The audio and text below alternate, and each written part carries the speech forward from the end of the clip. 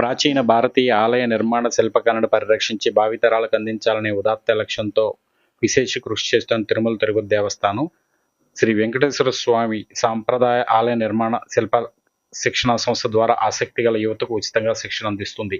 2025-26 విద్యా సంవత్సరానికి గాను వివిధ కోర్సుల్లో ప్రవేశాలకు దరఖాస్తులు ఆహ్వానించింది.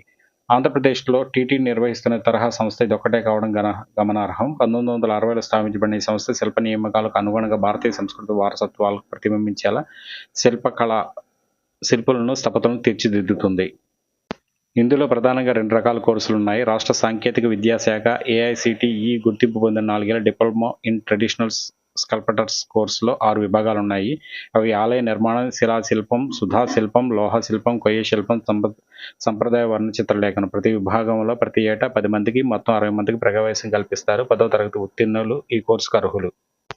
అదేవిధంగా వస్త్రాలపై చిత్రించే సంప్రదాయ కలంకారీ కళలో 2 ఏళ్ల సర్టిఫికేట్ కోర్సు కూడా ఉంది. దీనిలో ఏటా 10 మందికి ప్రవేశం. ఈ కోర్సులో కూడా 10వ తరగతి ఉత్తీర్ణత.